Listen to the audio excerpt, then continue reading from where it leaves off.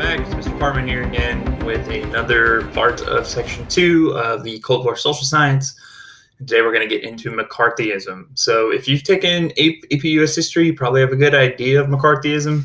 But if you haven't, McCarthyism is a major theme in American politics in the 1950s and really American society. Everybody becomes kind of obsessed with finding communists and looking around every corner to see, who their neighbors are, whether their neighbors and friends are communists or not. And this all starts in February of 1950 when McCarthy went to the Republican Women's Club in Wheeling, West Virginia. They had a banquet hall in a hotel, and he gave the Lincoln Day keynote address, so the early Lincoln Day keynote address. And he announced that they are engaged in an all-out battle between communistic atheism and Christianity. So he's kind of doing this double damage here, where he's saying that, not only the communists, they also don't believe in God, which in a technical sense, right, religion is not really a big focus in communist societies. So I think he's probably trying to kind of get there, but also just using it to soak fears a little more.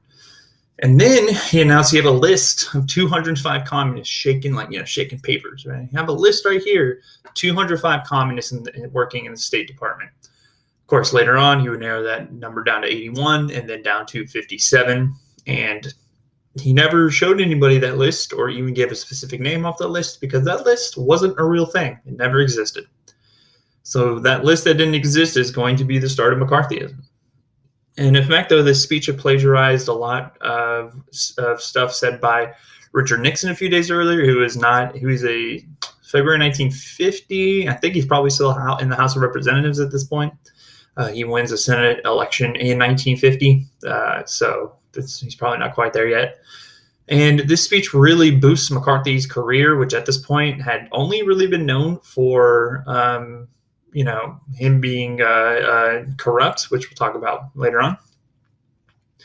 But it's also a key moment in political repression, right? We talked about the curbing of civil liberties during wartime, and this is really when that takes off during the Cold War. And this is, of course, known as McCarthyism.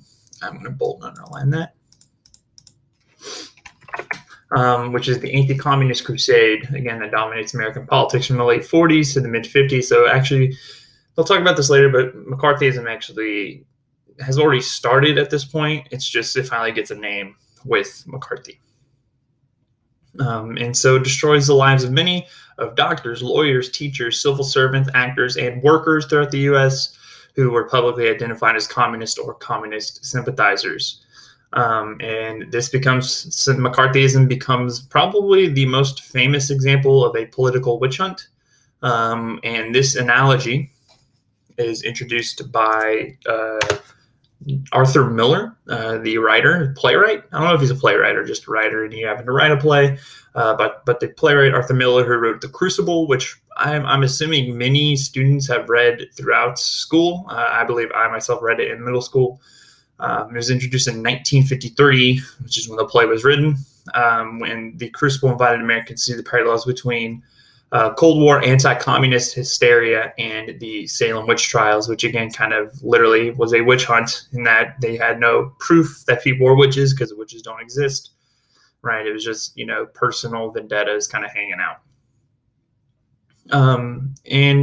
So even though McCarthy's charges that dozens of communists were infiltrating the top levels of American government never were proven true, it really struck a nerve with many Americans who were part of this Red Scare, right? They were feared that the Soviets were trying to destroy the United States from within because the Soviets were known as being kind of agent provocateurs, right? Like they had spies everywhere, and that was kind of one of their goals, honestly.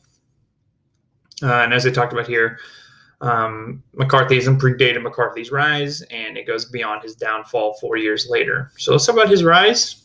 Before joining Congress, he was a World War II veteran who was nicknamed Tail Gunner Joe, supposedly because he was a tail gunner. He wins election to the Senate in 1946. He's part of a Republican wave of election in 1946 that returns Congress to the Grand Old Party. For the first time since 1930, Grand Old Party is the name for the GOP Republicans, right? So yeah, they won here mostly based off of the fact that the war was over and that they feel like they didn't necessarily need a wartime government anymore. And then on top of that, Truman was not quite as popular as Roosevelt was. He will win re-election in 48, but very narrowly. Now, before McCarthy's speech in 1950, he had been in the Senate for 4 years, and his time in government was frankly not remarkable at all. The only thing that had really happened is he had been dogged by corruption charges. But McCarthy's genius really comes out in this time because he has a genius in his ability to manufacture controversy and then attract media coverage through attacking people as communists that were both shameless and baseless. Baseless, they have no base in reality, and shameless, he has no shame in doing it. At the same time, McCarthy benefited from international events that made the Truman administration look weak on communism. With the communist triumph in the Chinese Civil War and the outbreak of the Korean War, this was a perfect time for him to kind of go on this attack. And initially, we see a lot of many Republicans actually support McCarthyism and his charges because it damaged the Democratic Party as well as the president. Oop. There we go. Is it going to be capitalized?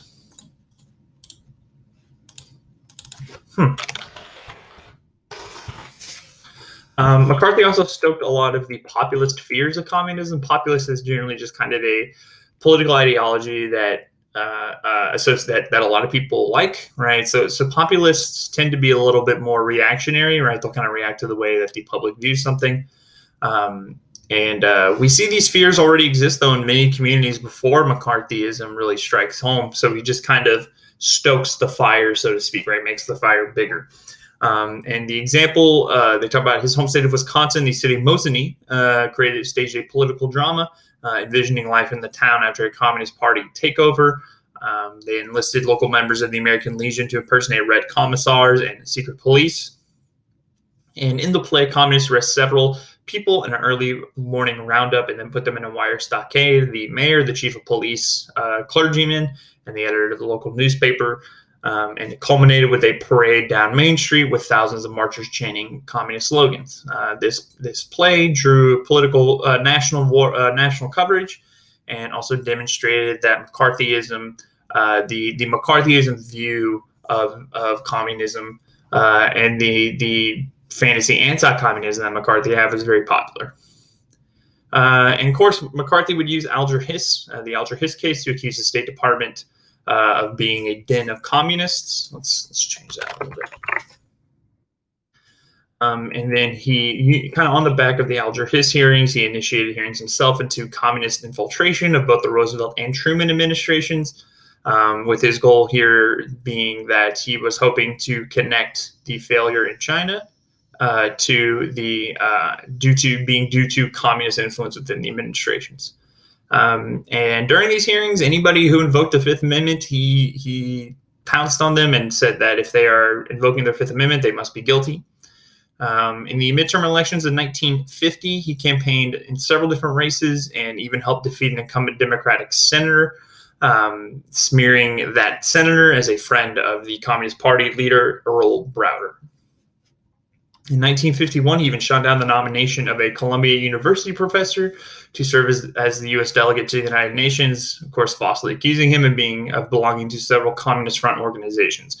So what you're seeing here is that basically anybody that McCarthy politically disagrees with all of a sudden becomes a target of anti-communist rhetoric, right? Accusing them of being communist without any real evidence. We also see McCarthy's attacks really do a number on the diplomatic corps.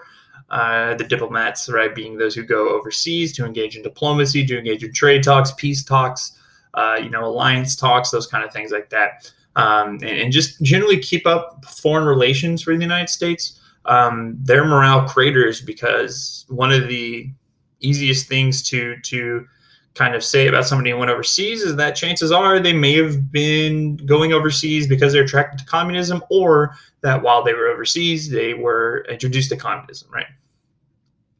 And so because of McCarthyism, we see lots of dedicated diplomats turn away from government service. But that's not it. McCarthy's power continues to grow when he is chosen to chair the Senate's Government Operations Committee, which contained a permanent subcommittee devoted to investigations. And he turned the committee to his own fiefdom. If you don't know what a fiefdom is, that is a kind of manor that feudal Europe kind of revolved around. Basically, like it's his own little community that he's in complete control of, like a noble would be, right? He also staffed that committee with rabid and unscrupulous anti-communists who would scour American overseas information for evidence of communist influence in those overseas diplomats. And even after Eisenhower wins the presidency in 1952, who is in his party, right? They're both Republicans. McCarthy continues to go against the executive branch and say that the executive branch has been invaded by communists. And this attack of Eisenhower and then the military is going to be the fall of McCarthy. And the reason I think he's doing this is because he has seen that his attack on communism in the executive branch is what made him powerful, made him popular. And so he's going to continue doing that even when, like, there's no way Eisenhower and the Eisenhower administration has been infiltrated by communists, right? Frankly, it was pretty impossible with Truman and Roosevelt to an extent, but they were a Democrat, which were liberal, which was, closer to communists than the Republicans were. So it made a little bit more sense, but to attack Eisenhower, who explicitly is running on a pretty hardline communist platform, anti-communist platform, is risky, and the risk doesn't pay off. November 24th of 1953, McCarthy delivers a nationally televised speech, so he starts this speech by reminding viewers that the Truman administration had been crawling with communists. Then he went into a familiar litany of insults against the former president and listed the way that officials have protected communists within the federal government. And then he warned of the dangers of appeasement of communists taking hold in the Republican Party, called a whining and whimpering, right? Just kind of like a wimpy. And he questioned whether Eisenhower was fully committed to rooting out communists in the government. And of course, him basically questioning Eisenhower openly like this puts him right in the sights of Eisenhower's administration and puts him on a collision course with not only the White House, but his own party, which is not great. And this leads Ike Eisenhower to openly confront McCarthy on these challenges. McCarthy, they talk about him being like a rabid dog or a bulldog or something. He never backs down from a fight. He loves these fights, and he trains his sights specifically on the failure of the military brass, being the leadership, to remove an officer stationed in Fort Monmouth, New Jersey, who had been identified as a potential communist sympathizer and identified as a security risk. The only reason he had been removed at this point is simply the inefficiency of a large bureaucracy such as the military.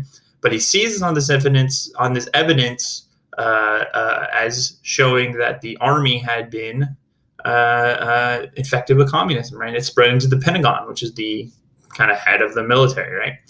And so in April of 1954, we see the Army-McCarthy hearings. So a few months after, about half a year after this speech. And this investigation is about whether the Army harbored communists. And of course, we see TV crews cover these hearings because it's a big deal.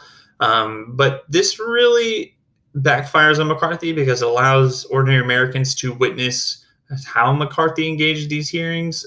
He was frankly interrupting people to pontificate, right? Pontificating kind of being this idea of like just talking to the sky, right? Just like trying to get a political point across. And then haranguing witnesses, basically just not letting them speak and being very rude to them.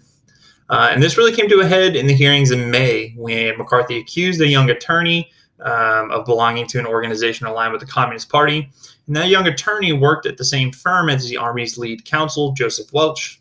And then Welch kind of had this legendary response that really just ends McCarthy's political career, or is one of maybe the two big salvos that end his career. He says, "Let's not assassinate this lad further, Senator." And then finally says, "Have you no sense of decency, sir? At long last, have you left no sense of decency?" McCarthy's erratic behavior also, so as we kind of talked about, this quote targeted the Army-McCarthy hearings in and of themselves are kind of the major downfall. But the two reactions that come out of this are the things that are going to turn public opinion against him. That is, of course, Welch's response. And then in March of 1954, so actually before these hearings, Edward R. Murrow, who was an incredibly famous, incredibly popular nightly newsman, devoted an entire episode of his news program to McCarthy's methods. At this point, Edward R. Murrow is the nation's #1 news anchor, and people need to realize at this time that, there was no internet, but the culture, the popular culture around television and radio, less so radio at this point, more so television, was centered around only a very few points of interest, which means that in any given night, if you were watching television, there was a really good chance that you were watching Murrow's nightly news program, right? If there's maybe 3 or 4 other channels, right? So, it's a pretty good chance. And he ends his show with a plea for Americans to oppose his assault on American freedoms. And after the Army hearings and after Murrow's episode, his approval ratings dropped to 34%, which in politics is awful. That's terrible. If you're over 50, you're doing well, and if you're below 40, you're doing horribly bad. This was a steep drop from the beginning of 1954, just a few months before, which was at 50%, which again is pretty good. The Senate then ordered an investigation into McCarthy's behavior during the hearings. And December 2nd of 1954, the Senate officially censures him, which is symbolic. They're basically just condoning his not supporting his actions. But this is the most the Senate can do to a senator short of removing a senator, and they didn't really have a leg to stand on to remove him. And this basically is the beginning of the end of McCarthy's political relevance, but not McCarthyism. McCarthyism continues to shape the Cold War, and particularly internal politics of the Cold War within the United States. And that's going to do it for this video. Hopefully it went to a little more detail about McCarthyism here. Hopefully you understand how McCarthyism works. In the next episode, we're going to go over civil rights during the Cold War, which is very important. But until that next episode, thank you guys so much for watching, and I will see you in